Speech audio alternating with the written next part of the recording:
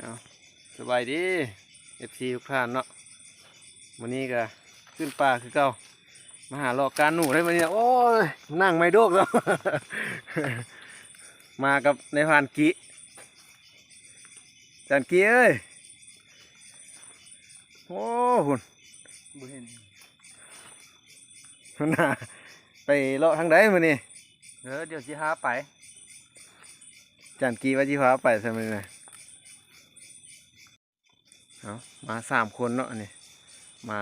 กับในพานตามน้ำนี่นะมาที่หัวปีได้ปีนี้นะไปเบิ่งว่าสิมีคนอยู่แล้วบ่และยังโอ้ยังขึ้นไปอีกไกลเอาขึ้นมาได้ยังบ่ฮอดครึ่งซ้ำเนาะ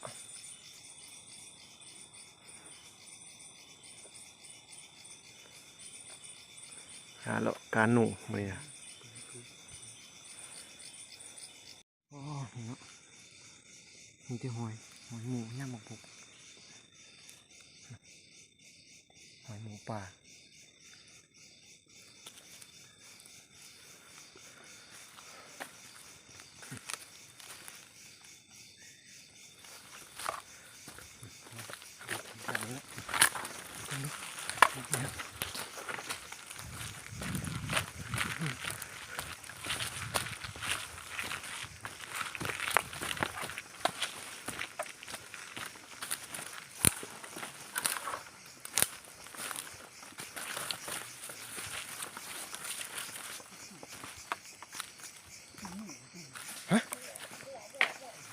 หมูวะ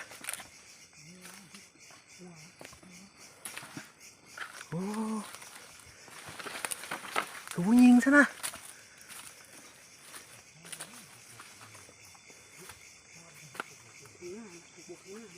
โอ้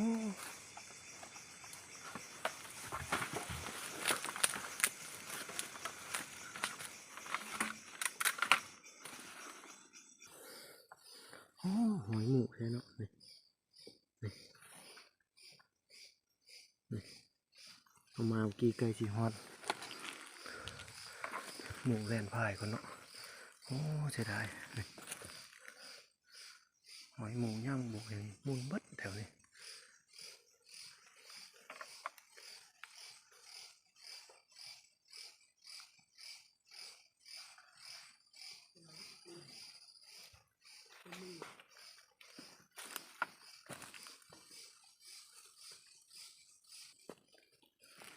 นี่เนาะหากย่างเมื่อกี้นี่กินไม่ไหมเลยหากกินเมื่อกี้หากกินเมื่อกี้หากย่ำเมื่อกี้นี่นะหอยตีนมันไม่เลย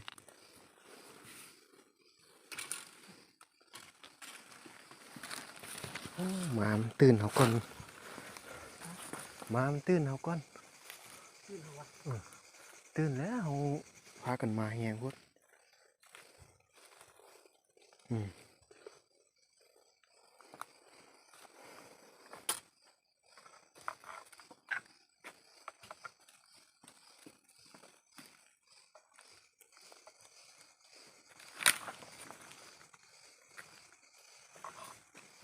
หอยย่ำไม่ไหม้ละบ่เนี่ยที่หอยหมูย่ำเลยนี่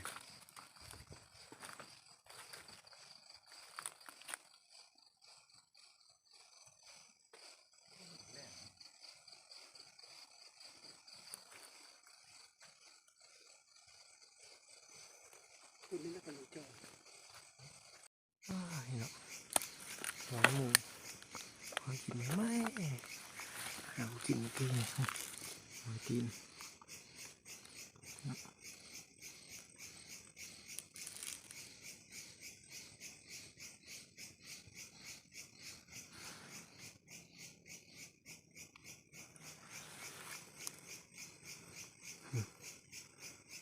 ยังเปียกๆอยู่ยังบานแห้งครับ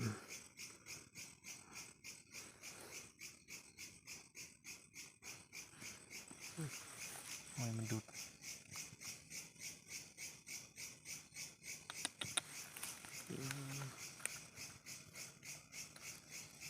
นี่ที่หอยหมูกินพี่น้องเลย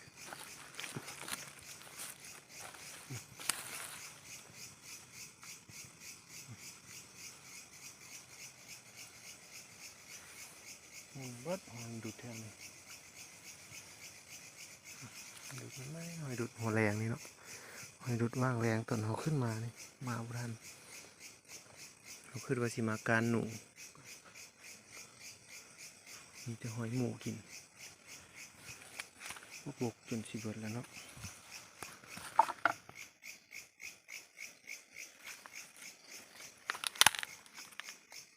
มันดุดย่ำบกไม่ไหมเปียกๆอยู่ดุดกินบก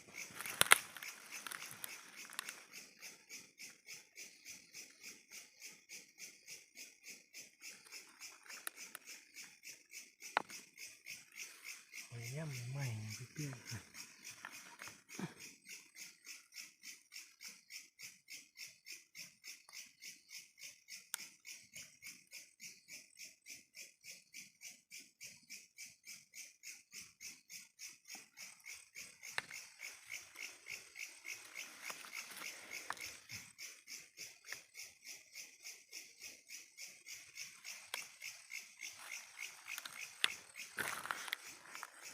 มันดุดแทน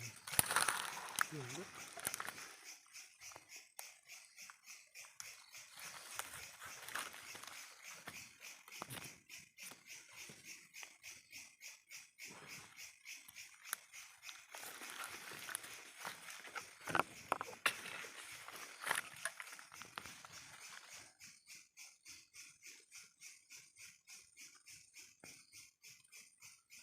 แต่หอยเขี้ยวหมูโหบดเลย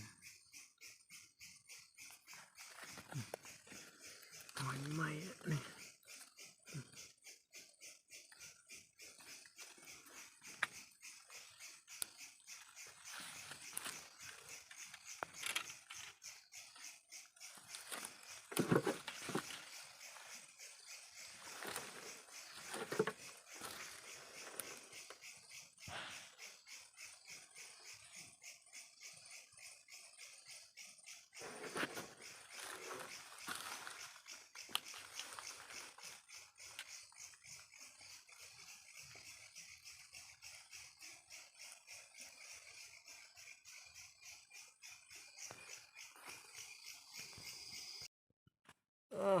นี่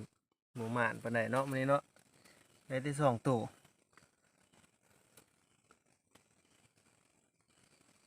ไปมาเนี่ยครับ